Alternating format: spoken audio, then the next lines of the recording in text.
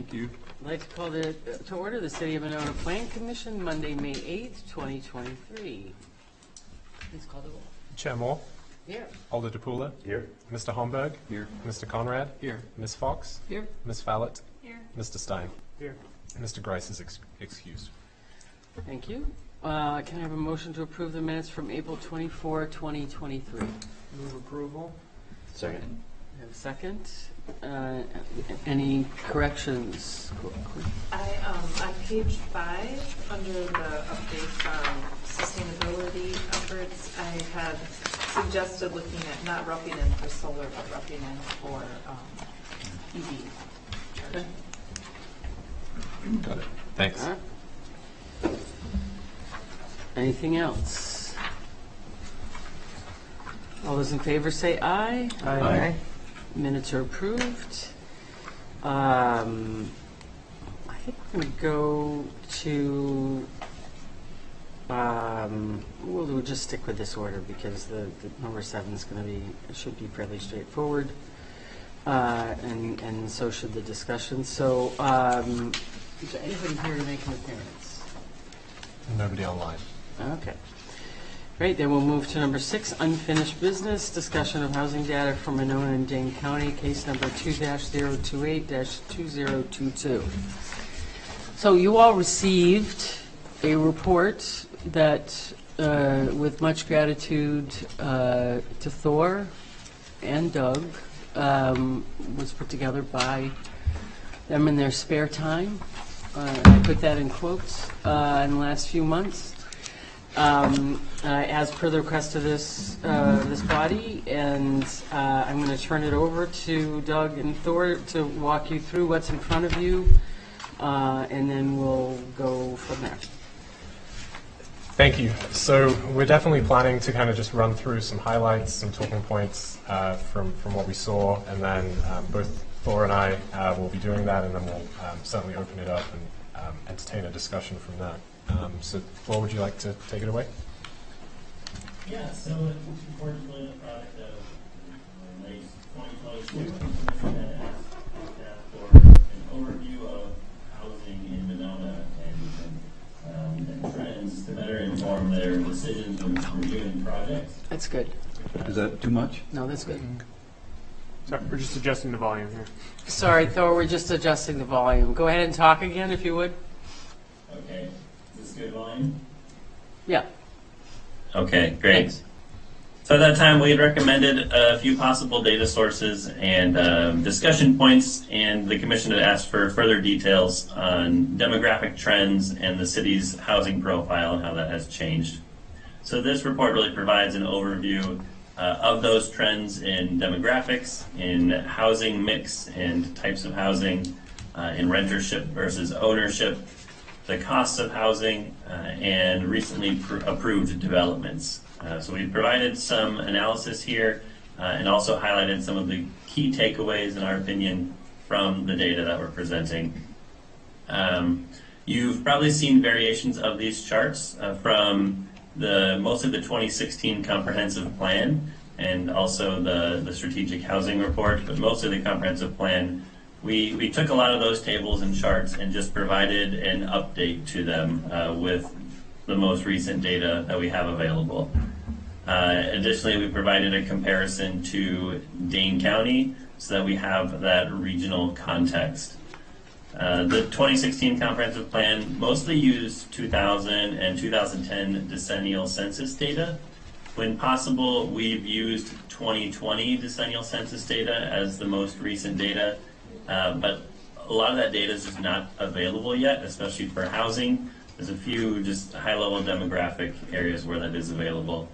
So most of the data since 2010 that we provided is from the American Community Survey. That's a yearly survey with more in-depth questions. It covers a broader range of topics. But while the census is a count of all residents, the ACS only samples about 2 to 3% of the population each year. So the data that they do provide are estimates, and because of that, there can be a lot of variability from year to year. So We use the 5-year estimates that they provide or the interim data to kind of smooth out that variability and to increase that sample size essentially for more reliability.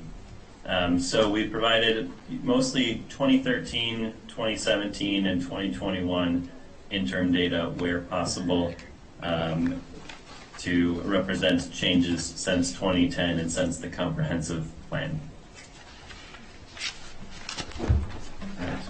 Thank you, Thor. So I'm just going to move through. I'm sharing the screen here for anybody following along as well online. So we've got, starting off with the demographic information, just kind of high level.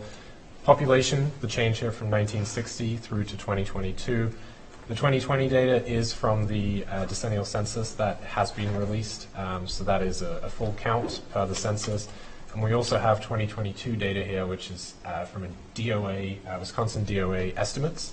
And the reason that's interesting here is that the 2016 comp plan also used estimates projecting forward from the DOA that had a 3.08% decrease projected from 2010 to 2020 with further population decline for Monona into 2030.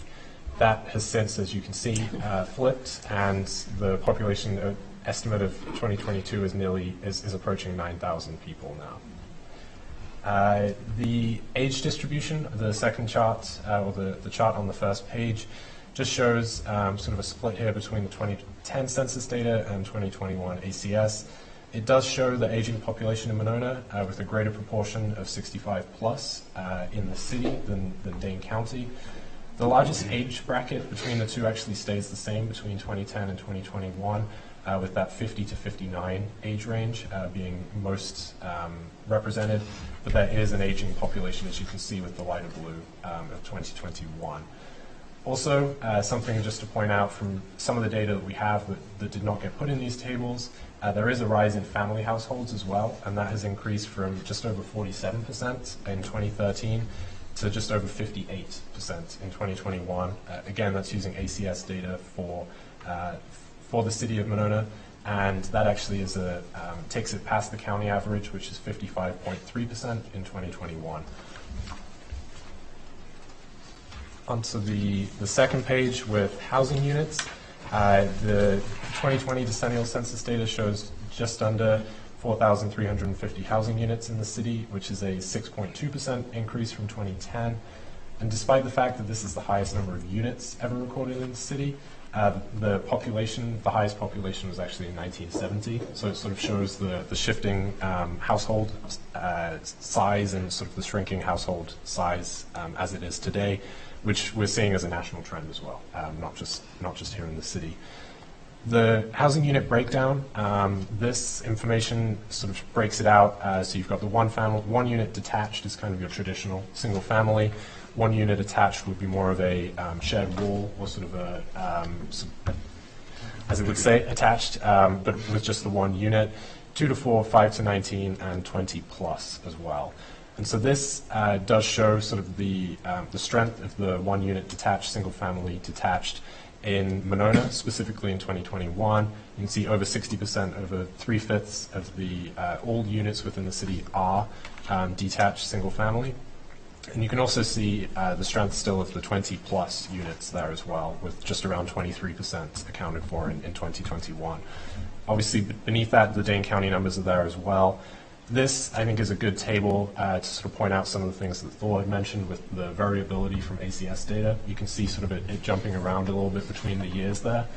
So it does show, I think it would be best to sort of say this shows the general trends rather than really, pinning on to specific numbers there as well. And then the final table down there is the housing tenure for occupied units. And so this shows the owner versus rental as well as the vacancy rate. So of interest here, the vacancy rate at 3.3%, that is lower than the typical, ask most folks in real estate, they would say 5% is kind of a healthy vacancy rate to have. Gives you some opportunity to fill units, and anything less than that is sort of suggesting, a little bit of a shortage there. And so you can see how that from 2010 transitioned to 2021 with a circa 3.3%, and that compares lower than versus Dane County as well. And just something to point out here, the final bullet points at the bottom of the page, the share of one-unit detached units, so the traditional single-family product, 13.6% of that was rented in Monona in 2021, which is higher than the county average of just under 8%. So something else to take a look at. Then running into this, the unit counts and tenure again, sort of showing that ownership versus rental, as well as the vacancy. You can see with the actual counts here rather than just the percentages that were included on the previous page. And again, the growth in owner-occupied versus compared to the rental units as well. Of interest here, the graph on the bottom of page 3, the housing age, does show a much older housing stock within the city. Obviously, that sort of works with the timing of the city and when it was created, and the landlocked status of the community, but especially when comparing that to the county. But you can just see nearly over 50% of the entire housing stock in the city is pre-1960, just when pulling those together. That being said, the numbers for 2020 onwards, and certainly looking at the development pipeline, do look favorable, and that's what we'll transition to now. Okay, so you can see that since 2010, Monona has added 533 housing units through multifamily developments, and that's across 7 different developments. 5 of those did receive city TIF assistance, and I think this table really shows that those newly added units do provide a fair amount of housing diversity. They are largely rental apartments, but we also in that have 6 owner-occupied homes built through the Raywood small lot subdivision, 68 units of senior living split between assisted living and memory care units at Heritage, 4 townhomes at Fairway Glen, and some workforce housing as well at Yahara Terrace. You'll also note that other than the small lot subdivision, each of those structures is in that 20 plus unit range that we saw in table 2.2 that Doug pointed out. Then right now there are also another potential 443 units in multifamily developments that are in the entitlement process and the review process, or that do have entitlements. Those developments would further those diverse housing options with 16 live-work units at Populance Besa Development, up to 104 workforce housing units at the Slindy Phase 1 development, and at the Populance Besa, and at the North Point development, and then as well as some townhomes at the Bloom and the North Point developments, which would be that 1 unit attached style of housing where the city currently has the lowest amount, the smallest share of.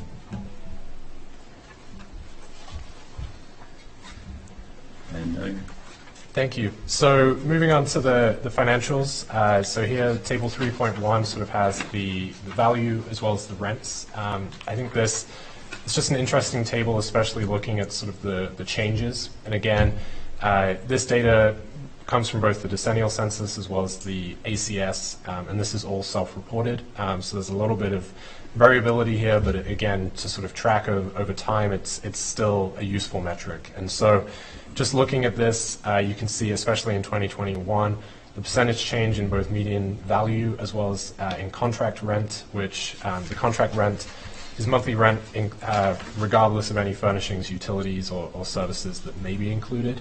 And so for both of these in Monona, it's over 20%. So you've got 23.1% change in median value, as well as 21.4% in contract rent, with the median rent being just under $970, which is about $100 less than the average, or the median, in Dane County. Of note here, the 2019 data, which is the most recent available, nearly 19% of renters in Monona were severely cost burdened, which means the definition of that is when greater than 50% of the household income goes to housing costs. And so we have a lot of data on that. Again, it was not put in here sort of for the just to sort of keep the document a little shorter, but a few of these points were pulled out when we have the greater data sets that we can go to as well. And then the final table, table 3.2, this was some information that I gathered from the city's assessor, and we're still looking to get some more of this. We have 2022 and 2023 data from them, and so that was put together with the decennial census information, specifically looking at single-family homes by assessed value. So you can see, again, 2000 and 2010, that's both self-reported, but then the 22 and 23, that is based on the assessment information. So of interest here, sort of the breakdown of the units, and you can see just the transition over time as the values have continued to increase, but also the median assessment, the median assessed value increasing by about 10% from 2022 to 23. And looking at the details, we do have improvements versus land for that as well. And almost all of that value was attributable to the improvements rather than any sort of significant rise in the land values. So in terms of talking points and things that we're seeing, we were just going to give a couple examples of things that we're seeing, but certainly open it up to the Commission for feedback and for thoughts. But I think a few things that stood out here really in Monona, the aging housing stock, as well as the demographics, with an increase in the family numbers as well that we're seeing moving into the city. That sort of points to a need for varied housing stock options. The design, price, proximity to amenities all kind of come into play there. The increasing values and pressures for both rental and owner-occupied units. I think the table 3.1 on the last page really shows that. Just the increase, the percentage change especially in the rent year over year that renters are facing is important. I think as far as what is missing, certainly the census information, the data that will come out as part of the 2020 decennial, sort of see this being updated with that to have actual counts and sort of stronger data than we would get maybe with just the assessments. The additional information from accurate appraisal as well. I think getting that sort of going back a few more years to see the change that we've seen there. And that's, of course, on a property-by-property basis, so it gives a little bit more opportunity to dive in deeper than we would get with some of the census-type information from ACS or decennial. And I know there had been some discussion of condo numbers and things like that, so the opportunity to really dive into that and to look at that as well. And I think some of the other elements, the demographics, the owners, renters, the trends with that, sort of to understand the actual rents that are being paid as well, and instead of self-reported, to really have rent rolls for different units and things would be interesting, and I think just add more to this document. Great, thank you, Doug. First, Thor, again, thank you, and Doug, thank you. I met with these guys a couple of 3 times, asking them to, when thinking about this information, to go back to what was the strategic housing study from now many moons ago, as well as the update that was done in 2016 in the comprehensive plan, so that we could compare data over the course of those plans, as opposed to recreating a whole wheel. Because the idea was to bring us up to speed, kind of based on what we've all read or done previously. And I just want to thank you guys for pulling that all together. I know that there's a ton of other data, so certainly one of the other things, one of the things that we want to talk about tonight is in fact what other data you feel like is missing, that you think would our goal here was to really try to tell the story, if you will, of what's gone on with housing in Monona, certainly since the last housing study, as well as the update and the comprehensive plan. And I mean, I know there's tons of data as it relates to other collar communities to Madison that's readily available. And again, in the interest of not weighting people down with a 60-page report, we decided we would stick to Dane County and Monona as opposed to all those other communities and what's happening there. And beyond that, I guess what I would say is that something that I shared with the mayor recently, which is that from my personal viewpoint as an elected official, I think I was surprised at some of the information in here. But many of the trends that we're seeing, except for the population increase, and the fact that we have an older housing stock, the fact that we have an older population, even though there's more and more families moving in, the fact that our home values are going up.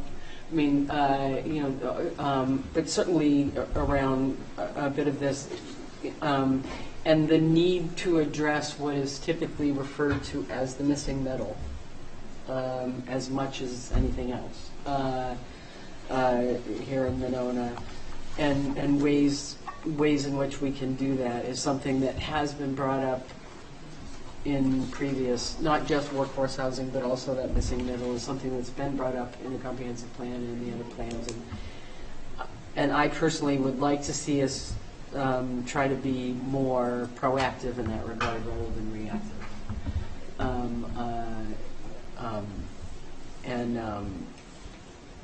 Not sure how we get there, and obviously it's not up to me. I'm just expressing my personal view that as a city, I think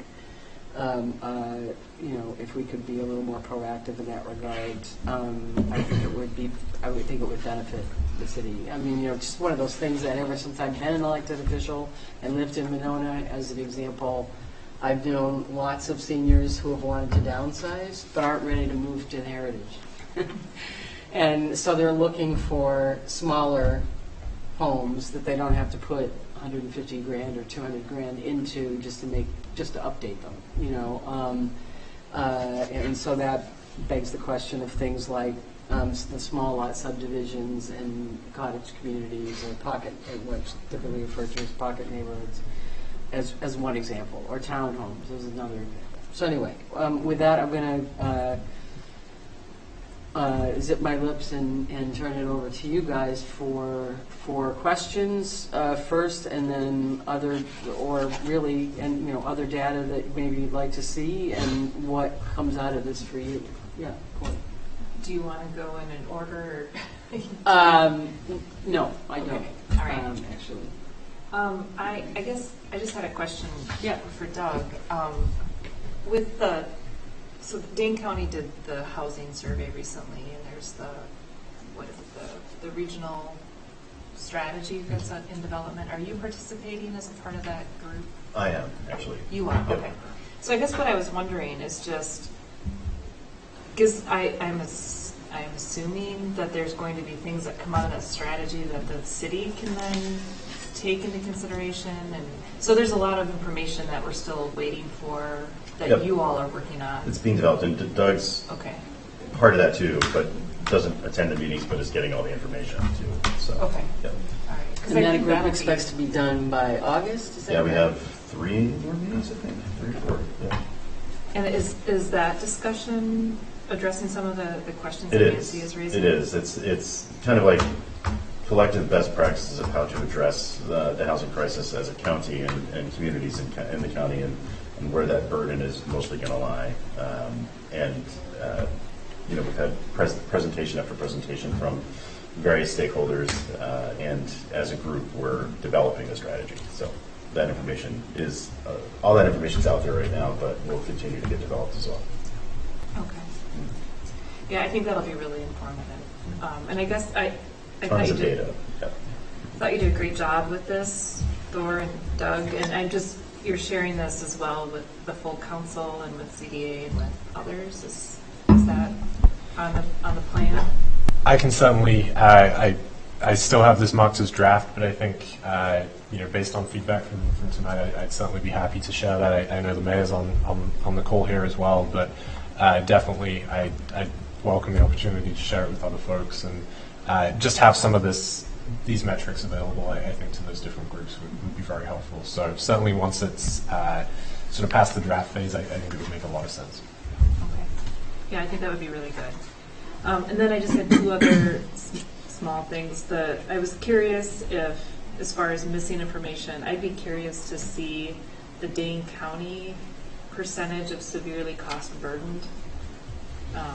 You said, there's 19% of renters in Monona, but there's not a number for Dane County, so I'm just curious what that would look like for the rest of the county.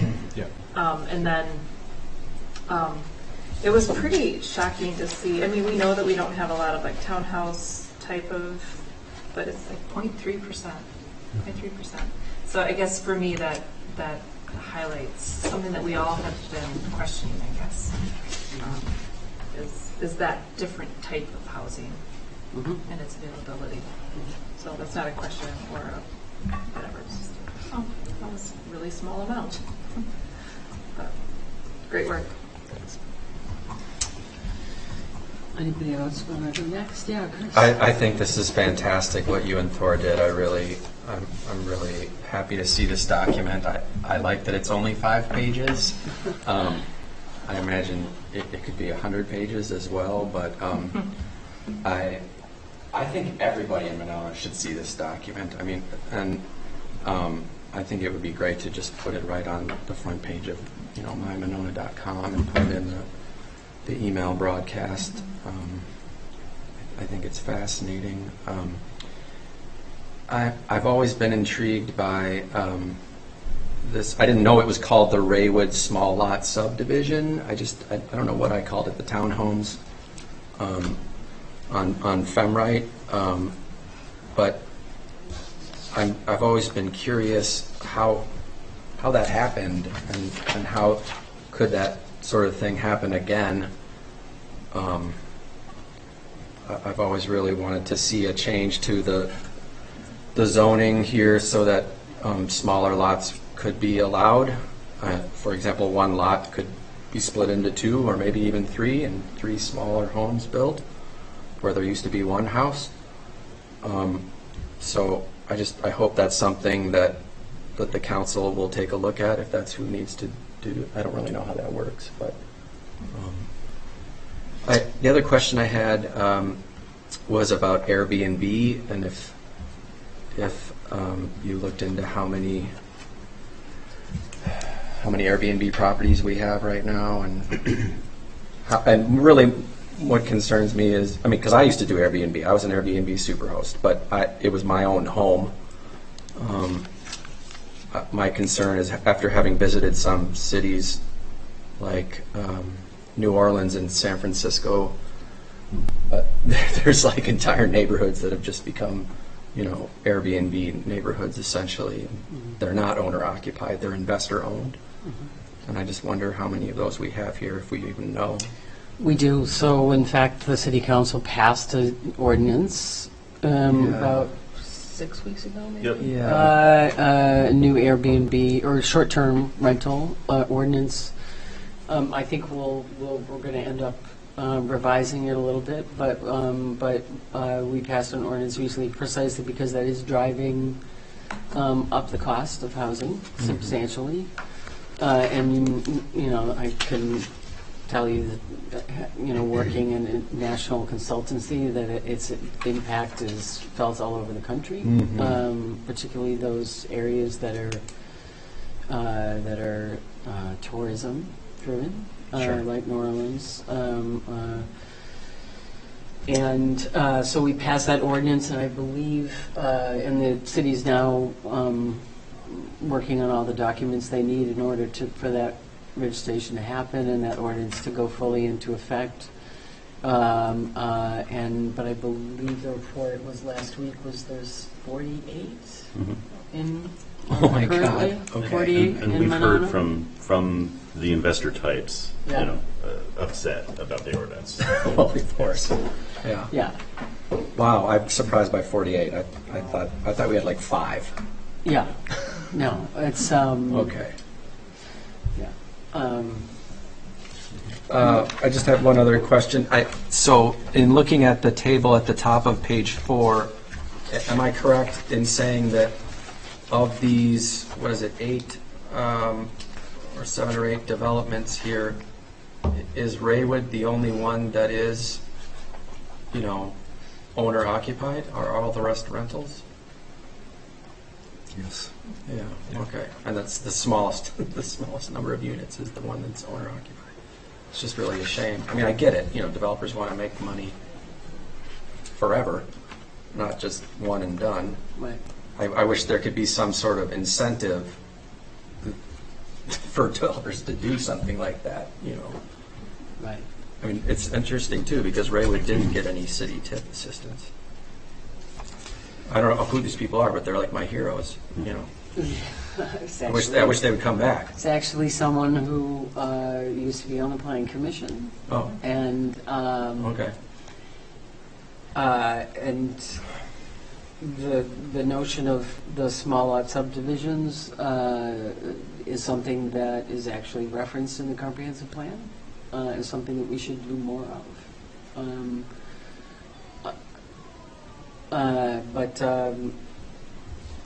And I think, if we're talking about splitting up lots, if we were talking about splitting up lots like this, then I think it would be a different scenario. I think it probably would be more owner occupied than rental.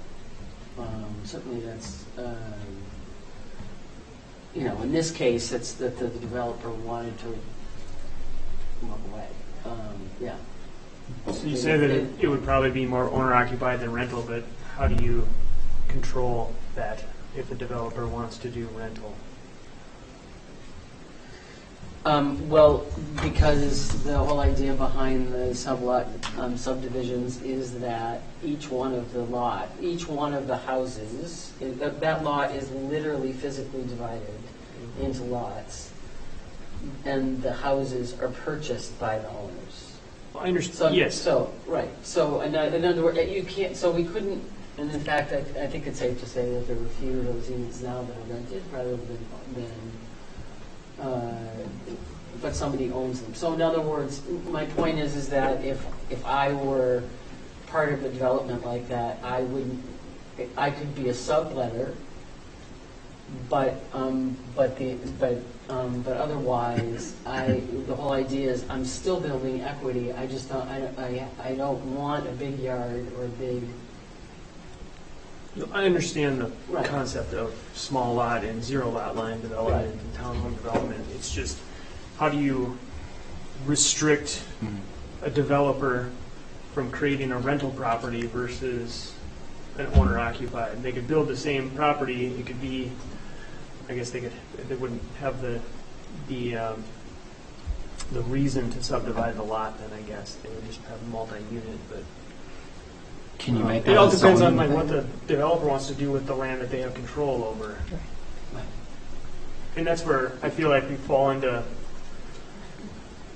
this conversation about, here's another apartment building that wants to come in and they want to do market rate and they want to do these things. Where do I, we want these different diverse housing types and rental options, but I think there's probably 2 ways that you could do it, and this would apply to condos or Twin homes. other types or townhomes as well, which is to say that I think we would either incentivize it or we would zone it. zone it for non-rental? Hmm? Zone it for non-rental? Yeah, can you do that? No, you can't zone for non-rental, but you could zone. Well, I mean, there's a million different zoning types, and I'm not sure what's possible within our zoning, but I'm just saying, generally speaking, if we were wanting to do one type of development over another, it would either have to be incentivized or there would have to be something in zoning to allow it to occur in areas where we want it to occur. Yeah, my remedial understanding is it has to be, we have to solicit the right type of developer more than. Absolutely, which is what I meant Yeah. which is when I said, when I said we need, I'd like to see us be more proactive. I think that's part of it. For instance, we've all said we'd like to see more condos, and I've said to people, if you know developers that are doing condos, tell them to come on down to Monona, right? Patrick. I just wanted to Corrine's point before, I just wanted to share this, that in Dane County overall, there are 28,469 cost burden renter households and 36,057 cost burden owner households, for a total of 64,526 cost burden households, which is just about 33% of all households in the county. So that's households that are spending more than 30% of their income for housing in the county right now. You said more than 30%? More than just about 30%. Okay. But that's cost burden, not severely? Severely cost burden is severely cost burden in the county is 22,356 renter households that are at 50% AMI or below. Thank you. Mm-hmm. Yeah, so 33% is cost burden, so that's at the 30% of their. Mm-hmm. Okay. Yep. That's a lot. Mm-hmm. Okay. Thanks. Mm-hmm. I'll forward this to you too. So. Yeah. So but beyond that, Rob, I don't have the answer. That's why we're having a discussion. I don't. Yeah, I profess to be appreciate an that. expert on it. I do have a question for discussion, and I maybe should know this, but I don't. But I've heard several architects won't design condos. Does anybody recall the reason for that? I feel like that's apartment developers saying that. Yeah, Seems I don't know like, if that's really true. I know. Honestly, I talked to 6 architects, including several here in Monona, who have said exactly that, and But they don't. they won't. Not And entirely true. What I That's not entirely true. It can't well, be. maybe for their firms. Correct. Um, They're staying busy with apartments, and they have less liability with an apartment. right. Exactly. Because So I if was gonna something say- goes wrong with a owner-occupied unit 2 or 3 years later, that owner is likely to sue the architect for Right. malpractice. Right. Whereas if it's a rental, they're not going to sue anybody Right. Exactly. So I was. other I was than the just gonna owner of the say unit. So it's just less liability for the architects, and Right. it's so busy right now with apartments that they can stay busy on them. Right. And I was going to say the other piece of it is can't say for sure, but I would guess that some of these architects also have skin in the game financially, and they can make more money if it's an apartment building than a condo too. But I was going to say the reason that I've heard most frequently from the 6 that I talked to is exactly that. It's a liability issue. Yeah, there's no reason they can't.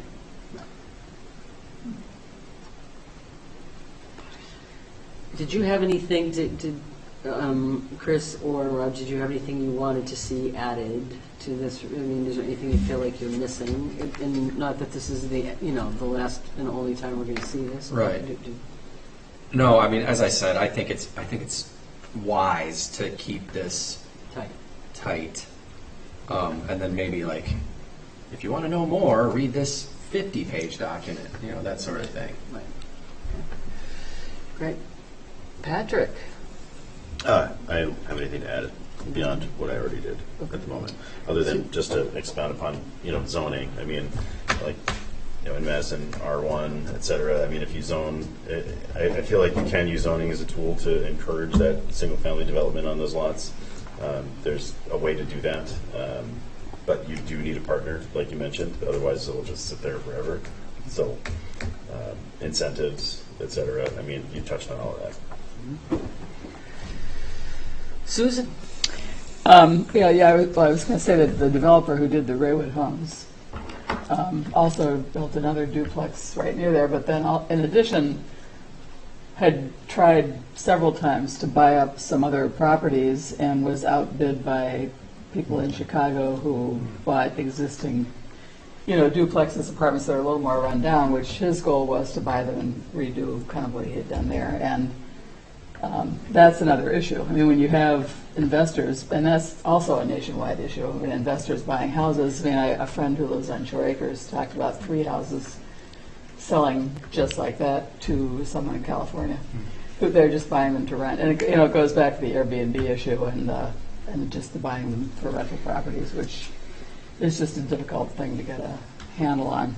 But I think back when we were talking about the university study, we talked about the small outlots and what they call the accessory houses in the back. And it got kind of mixed reviews because it changes the feel of your community too. And I think that's the other piece of this is that we have that same old problem that we're landlocked, and where are there good locations where you might divide lots for smaller homes in a way that would be appropriate within the neighborhood, because that's a reality also of what the community wants, the people who currently live here.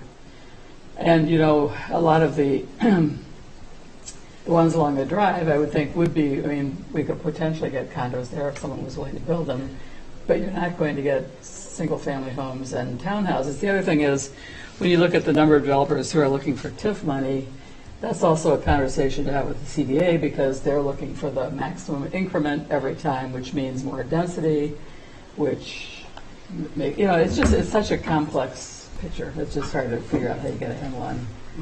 When we're landlocked as we are, getting more of those kinds of duplexes or smaller homes. Chris? Well, a couple things. First, did you get any sense reading this what the missing middle is? You're talking about the missing middle. What is the missing middle? So the missing middle is typically houses that are in the 4 to 16, housing developments that are like in the 4-person to 16-person range. So apartments or condos? It can be condos, it can be townhomes, it can be those cottage communities, but yeah. Okay. Because it seems like, I like your idea of incentivizing, because if you drive through Monona, there are a lot of really small homes. I grew up here. We were workforce housing. We were blue-collar community. That's all we were other than the lake. Right. And they're old. And I know there's a program with CDA to help people fix them up. I think that's something that's great, and we should use some of our TIF proceeds to do more of that. What do we call that? Renew Monona. Renew Monona. One of the problems with that is I'm sorry? one of the problems with Renew Monona right now that we probably need to look at is increasing the threshold because the cost of housing has increased so much that most of the homes in Monona now won't qualify for it. Then we should increase it, and if we have to increase the income. But the whole point is to incentivize people to fix these places up instead of let them get to the point where somebody can just buy it and rent it out, and that brings families in when you own it. When you sit there, when you own it, those people will be here. So I really like that incentivizing. The same thing if we ever want condos built again. I can't tell you how many people ask me when we're going to build condos again. They would love to. Your example of moving out of their home, but they're not ready for that. A condo, I don't have to take care of it. I'll pay a homeowner's fee. I know a lot of people would love to take their investment in their home and transfer it to a condo. Because if they don't do that, then they have tax implications. So I'm not sure how to incentivize it because, I know how to incentivize it, but Rob's point is anybody can rent anything. I can build a condo building. Right. I can have all the documents in place, but if I choose to rent those out, I can rent them out. But the point is, if we get them to go through the condo process, then it is all set to sell the units individually, which they can do. Right. They could choose to hold on to them. We talked to the developer down by Monona Gardens about that. He could condomize it, but he still could hold on to them and just rent them too. That's his prerogative. And I think that's your point, Rob, and there's nothing we can do in zoning to keep somebody from renting it out. What we can do is, like the chair said, we can put the pieces in place so it's available to sell. And then the market has to take care of itself there. Although, couldn't the HOA retard the number of units that could be rented at any one time? I know when I lived in Illinois. The developer would make the initial HOA. So the developer would have to be completely on board with self-limiting himself. Because 2 times I've done this with 2 different condo associations, and each one I'd put in no more than 10% can be rented at any given time, only to generally accommodate people that were transitioning and needed to rent it before they moved or whatever. But the developer would have to do that, because they draft the original documents. Right, I know that, because I went from actually being an apartment owner to being a Gotcha. condo owner, because it transitioned to condo. So I remember that, but I also remember that we limited the number of units that could be rented at any one time, so. But it was your association that did it, not a Yeah. municipality. So Right. that's, Yep. yeah. Right. So again, Yeah. we don't have that And control. during the development process, when they're getting their approvals, we could require that in their HOA document. Right, That would be the way you would do it. right, When they're going through their entitlements, then you'd have the opportunity, right. especially if we're incentivizing them. When you say you can't use zoning to limit rentals, I mean, why? Like, can't you, doesn't City of Monona have its own zoning code? So couldn't, for example, the city say, we're going to amend our zoning so that there's a new designation, you know, call it what you will, RA1, you know, it has to be residential, it can't be rented. Doug? I don't think it's legal. I was going to say, I don't think it is. I think you could put a framework together and say a comp plan, you know, that would be a supporting document of sort of these are the areas that we would like to see this type of product, just like the comp plan has the Raywood development kind of listed as an example and as something like that. So I think you could direct people to that, but I think you would really struggle. I think it would be challenged very quickly from a legality standpoint to focus specifically on tenure for all the reasons that have just been mentioned, how owners could move it around, you know, it would be very difficult. And to the point of investor properties too, for example, they don't come across my desk. You know, the transaction is a private transaction, and so I feel that same with the owner versus rental would be a similar challenge to track those and to manage those, even if it were possible. We can, through the comp plan, target areas, which we do. But then every time a developer comes in and wants to build more apartments, we say, okay, can you give us a little commercial with it, then we'll do it. We've turned it over many times from what our comp plan showed and what our zoning code showed. So the onus is really on us too. Right, but I guess my point earlier was that I think both in the previous comp plan as well as the update in 2016 and the housing plan, again, this missing middle and the small lot subdivision thing have been mentioned, and so in a decade we've done one small lot and one duplex up until the townhomes that are going in North Point. And that, to me, says we need to do more. Yeah. If we really are serious about mixing it up, housing-wise, it says to me that I think we need to, as I said, be a little more proactive about how do we make that, how do we incentivize that, how do we help make that happen if that's in fact where we want to be going as a city. Yeah. I mean, the best way to incentivize that is to purchase the property, and then we control it, and then we specifically require that and ask for that, and then use the property as an incentive to do it. Which is exactly where the one developer who did Raywood kept saying is, why can't you just buy it and flip it to me? It's a little more complex than that, but yeah. I mean, we'd want to see a lot in order to do that, but I mean, the city of Madison does that all the time. Sure, but the city of Monona is not in a position to buy a lot of property that way. No. We have bought some. We did with Heritage. We bought Heritage property. You know, we did it with the riverfront. But again, we're talking about smaller developments. We're not necessarily talking about 7 acres Yeah. or like Heritage. I don't know what the acreage is there, but certainly but I think in addition to potentially that route, we'd have to determine where we're comfortable. I think that's the other piece of this that we've talked about a little bit, is we have to determine, and I think this goes to one of the talking points around you know, where in the city, in terms of zoning, where would we be comfortable with it? Because if somebody was interested, just to use an example, because he's sitting here, so I'm going to put him on the spot. If a Chris Conrad wanted to do a small development. I do. Hmm? I do want to. I know you do.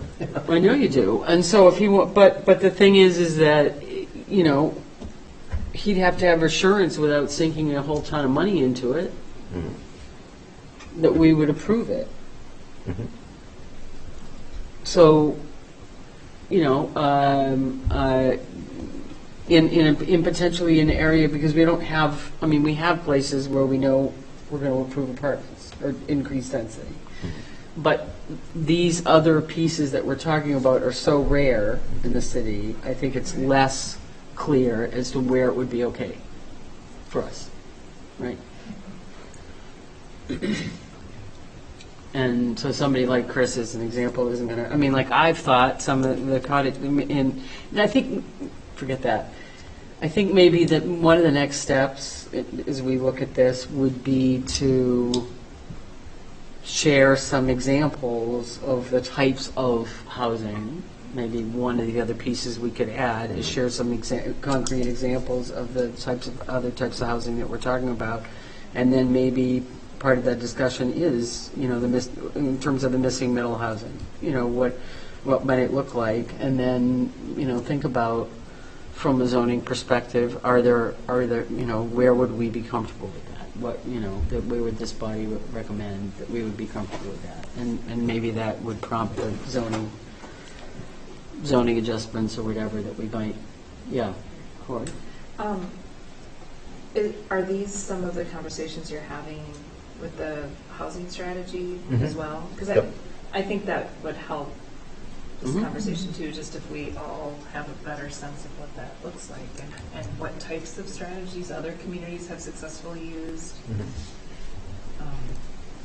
They're all a little different, you know, we're all a little different, but you sometimes can take something from. Oh, for sure. And one of the things that we see in a lot of the other communities right now is using TIF to create middle housing or workforce housing or whatever. And we don't tend to do that in Monona, typically, or historically.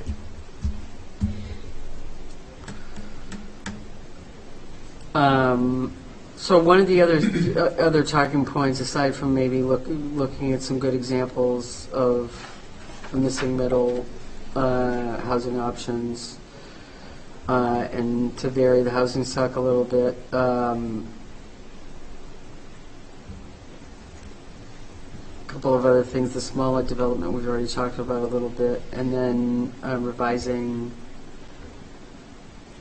parking minimums. Was another one that we thought of. Are there other future talking points out of this that you would like to add to this list?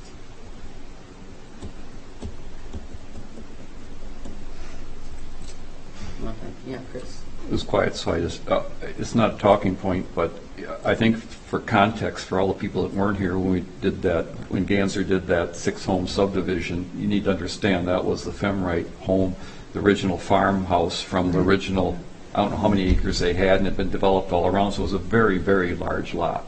So that's why it was easy for him to do. So he could buy that one piece of property with one home on it and then just get the 6 lots out of it. So we don't have a lot of those properties in Monona. I'm not sure we have another one like that. Church lots. Pardon? Church lots. Bowling alley. Yeah, absolutely work there. But so Yeah. you know, when we talk, we haven't had one in 10 years.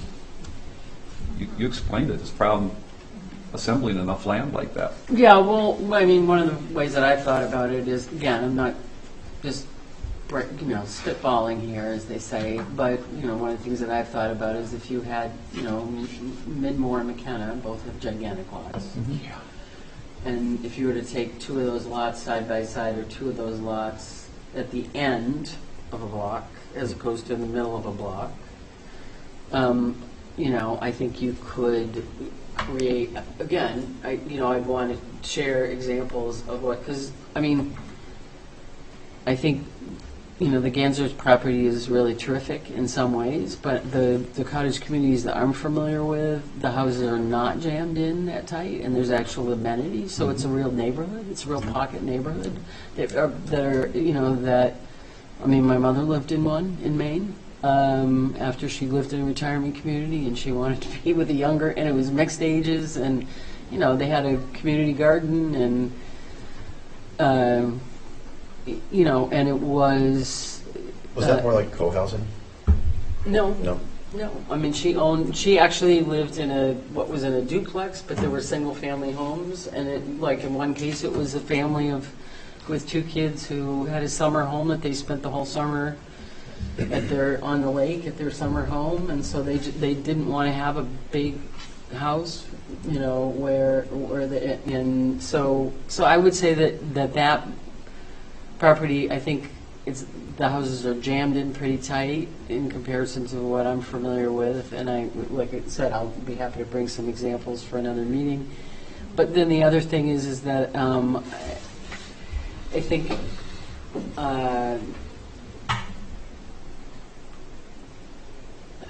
it's just they're big.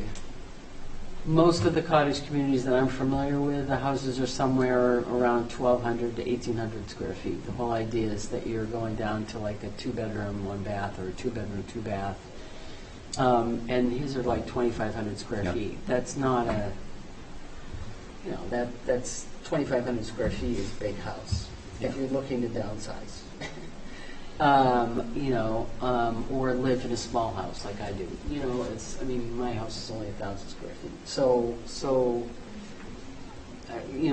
And he also used super high-end materials because that's just the way he rolls. And I'm not saying that we should be looking at it for a developer to use cheap materials, but if the whole idea is to have that as an affordable option, I think, when you see other examples, I think it is possible to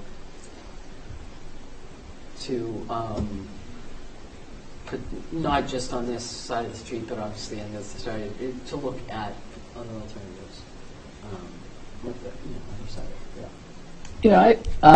The first house I lived in was on Panther Trail, but we had one of those double lots that went way back into the center. And the city, I thought at that time, I don't know if they did a survey, but I have this vague recollection of them getting input from a lot of the neighbors because there was some right-of-way where the city could have built a road back there and could have divided off lots, and nobody, including my family, had any interest in doing that because the beauty of the lot, the house was the lot. That's right. And we wanted the space. We didn't want another house right in our backyard. That's right.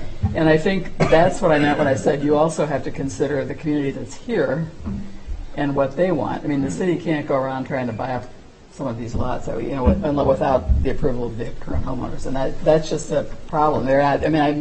The only other lot I can think of where you could maybe do some townhouses, that one on Broadway near Falcon Circle, where they wanted to originally do apartments, which we decided was way too much and too big, and there were other issues with that, with some contaminated soil, but there just aren't other lots that I can think of either that would be very amenable to that kind of thing.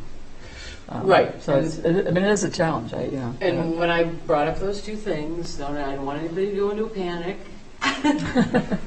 I wasn't suggesting that we were going to split up all the big lots of Monona. Right. I'm very aware that one of the attractions to Monona for a lot of people is the big lots. Right. I get it. The green space. Which is why I was suggesting potentially areas where, like, it would be at the end of a block, and like again, I'm just spitballing ideas in terms of places where something like that could happen, and besides the ones that Chris mentioned, Chris too mentioned, but it is a challenge, and I'm not saying it's not challenging, but Monona rises to a challenge. As I like to say. Monona, I always refer to Monona as the little engine that could, for those of you that are old enough to remember that book. Yes. So, any other information, one other piece of information for me that might be helpful here is, I'd be curious to know if there are housing, besides affordability and lack of housing, I'm wondering if there are housing trends, national housing trends, that might be helpful for us to know as well. Like, for instance, I've read in numerous articles, but I don't know if they're the right articles. You know, I don't trust my news sources all the time these days. The cavern dwelling thing, you know, the underground homes, like throughout the city, no, that's not going to work. By the way, co-housing is another thing that has been brought up. It's been brought up by some people as well. But anyway, like for instance, I've heard that the current 20-somethings, a lot of the current 20-somethings aren't interested in ownership. Gen Y don't buy. Is that what they say in the Yeah. real estate world? Right. They want to just Gen rent Y and being from what age to what age? 30s, I guess. 30s? Because they 20, want to late be more 20s. mobile, they don't want They want to all that like stuff. rent and then invest their money and Okay. make That's money. what a home was. Yeah. Yeah, but I think they don't know how to mow lawns or I was something. going to say, it's like, some maintenance and all that. They're not good. Yeah, I mean, I've got a 30-something niece, and she has zero interest in owning anything. Right. And she doesn't want a lot of stuff either. She's Yeah. not interested in stuff, and she's not interested in ownership, because It's she not wants good. to be mobile. It's not good. Yeah. Gotta buy stuff. So, America. America. yeah. Well, yeah, if we're thinking of these future points, I am interested also in talking about the parking minimums, but it might be helpful to have information if there are other communities kind of like ours where we're not in a city, because it's obviously very different even in downtown Madison than it is in Monona. But it does seem that ours become restrictive to some point, and I don't know. It depends on what else is going on with it, because if you look at the current, we also had some big commercial establishments. When you have a restaurant like that that's that popular, there's a much greater need for parking. But when you're talking about an apartment building, maybe we are outdated. But I guess I'd like to see more information what some other communities in the area are doing with that, because we've heard from some developers that ours are out of line, but I don't know that unless I see other information. But I think we should pursue it because it comes up, with everything pretty much that we talk about. Right. And it does drive the cost for the contractor, obviously, if they have to provide more parking. And if we really don't need to be requiring it, then maybe we shouldn't be. And maybe they would be able to have a little less density because they're trying to make the numbers work for them. And so it's just an issue that's worth looking at, I think. Well, I think that also ties into And affordability. public transportation. Well, that also. Yep. Yeah. It definitely does. Yeah. Great. So we'll continue the conversation another time. Continue to think on these things. And again, I want to thank Thor and Doug for bringing this information forward. And obviously, one of the things related to this information that we should think about is whether or not we feel like we need another whole study, if you will, and in the context of that, also being knowing that we're going to have a new comprehensive plan coming up, the need to do a new comprehensive plan for the city coming up pretty quickly, which is to say our last comprehensive plan was done in 2016 and we're required to do one every 10 years. So, do we need to be doing a whole separate study, or can we instead be just contributing to the new comprehensive plan, or how do we dovetail that plan? Do we need to do the housing study first, or et cetera? So just, lots to think about as we move forward. But again, I want to thank you guys. And feel free to reach out to Doug at any point if you have other questions or other information that you feel like you would be helpful to know. Thank you.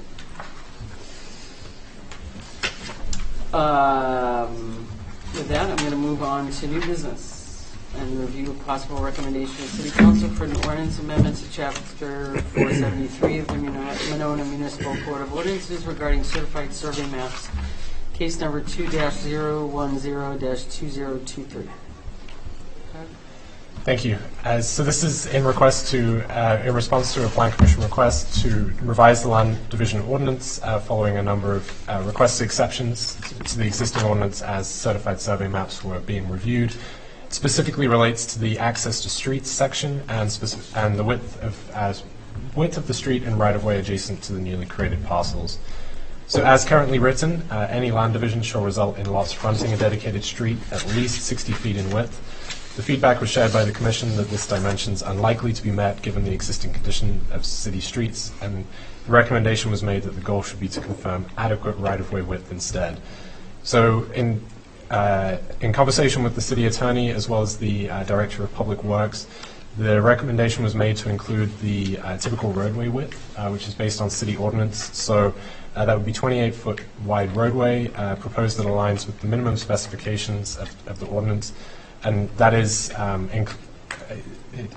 is just the asphalt width of 28 feet wide, with a total width back-to-back curve of 33 feet.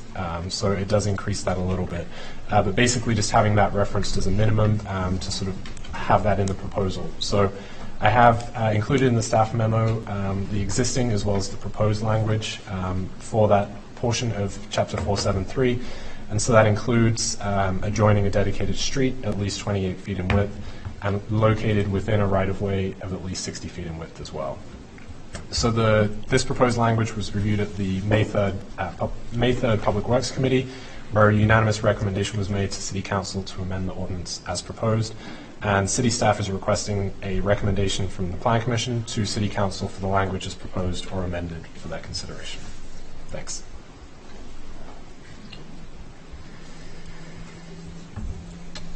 Any questions regarding this? Yeah. I think it seems like a good idea. I just had a question about the wording. I had to read it about 5 times. It needs another verb. I mean, like I would, I guess, strike the word both and just say the resulting lots adjoin a dedicated street at least 28 feet in width and are located, put an R-A-R-E, are in there, are located within a right-of-way. It makes more sense. Plus, there are other ways you could do it. Chris? I have some suggested edits too, but first I want to start with the road width. That's contradictory because all roads are defined face-to-face on the curb and gutter. So they want us 28 feet of asphalt, and it should be a 32-foot wide road. But we do have 28-foot roads in Monona. I lived on one. Woodridge is a 28-foot wide road, so we have approved them. So I think that's up to Public Works what they want, but it needs to be worded so that everybody understands what it is. And I have some suggestions on the proposal also that are a lot in line with what Sue did. But I would strike lots front on and both. Strike that whole thing, so there'd be no proposed land division shall be approved unless all the resulting lots adjoin a dedicated street at least, and then that 28 feet should be 32 if that's what Public Works wants. But if they're thinking of 28 like on Woodridge, that could stay. I think that's up to them. In width, and then strike the and. So it'd be at least 28 foot in width, located within a public right-of-way, at least 60 feet in width. So as amended, it'd be no proposed land division shall be approved unless all of the resulting lots adjoin the dedicated street at least blank 28 feet in width, located within a public right-of-way at least 60 foot in width. You're right. Strike the word and also. Yeah, Yes, that and is gone. Yeah, that makes sense. 28 feet in width, located, because you're just talking the road is located in the public right-of-way. Because it's not a public right-of-way if it doesn't front on a city street. Thanks. And you could say it without it. This just makes it crystal clear Yeah. what we're talking about. Because the old one just was misdone. It was supposed to be a 60-foot public right-of-way, and they said a 60-foot street, not knowing the difference. We don't have nobody has 60-foot wide streets unless they're major arteries. Does that make sense to Public Works already? Look at this. Yeah. Yep. Yes, it came through May 3rd. Yeah, that's what I thought. Yeah. And so they were okay with The 28, the yes. 28? 28 face to face, or 28 of asphalt, yes. then that'd be a 32-foot road. Yep. That's how they're defined. Does that just assume a Right. 18-inch? So we- That assumes a 30-inch curb and gutter, so you got 2 foot of curb on both sides, but that's our city standard. Yeah, that's what my math came out to. Yeah. Okay, gotcha. So the curb's part of the road, is that? Curb, when a road width is defined, it's defined face to face on curb and gutter. Okay, And that's common, and if you wanted to add that in there, you could say a 32-foot road, face to face, is the way it's usually spoken of. But they never define, engineers never define a road based on the asphalt width. Yeah. Very funny lot engineers. We are, I should say. Well, it's funny because, like I said, it went in front of it, but anyway. Okay. Is there, with those amendments, are you looking for a motion? Looking for a recommendation. Looking for a recommendation? I have a- move I we have a make that question. recommendation. Regarding you had a public, Yeah. Public, within a public right of way. are there any situations where there would be land divisions where it abuts a private drive? Like- Absolutely, we do them all the time, PUD and PIP. Oh, by- Yep, we do it, I mean, Pier 37's that way, the Chief property is that way. I should say Whitehorse, sorry. Yeah, Whitehorse, that's Yeah. what I was thinking of. Yeah, yeah, but that's a private road, that's a whole different thing. Okay. And what happened there, look, we should talk about that. What happened there is we wanted to go on a 60-foot right-of-way when they came, and they didn't want to give that much land. And we said it's going to be a private road if you go anything less than that, because we have our city standards. If you think back to that, and they wouldn't do it because they wanted to save land, so they made it a private road with access easement to all, so they all have that easement along, or access along Broadway. But that's exactly what didn't make it a public road, by making it narrow. Okay. In that case, they can't just build like that. They have to come through. That's why they had to do the PUD or PIP, because of special development. Pier 37 did that. Who else has done that around here? Well, obviously, all of Southtown when it developed, because they had blocks, but well, actually, when it developed, it was lots that all came out to Broadway. But then as they broke it down more, it became more isolated with the On private roads. maintenance and access, yeah. I like it, it's a more complicated development process when you do that.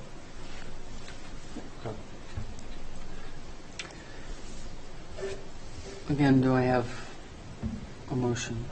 I did, I move we recommend this to the city council based on the edits. Based on the edits, do I have a second? Second. Second, okay. Any other discussion? All those in favor say aye. Aye. Terrific, thank you. I'm going to move to staff report regarding the status of development project proposals. Thank you. So a couple of updates. Expecting the 5105 Monona Drive project to return again. There are a couple items for follow-up, so that'll be returning to CDA, most likely the May meeting, just confirming scheduling on that one.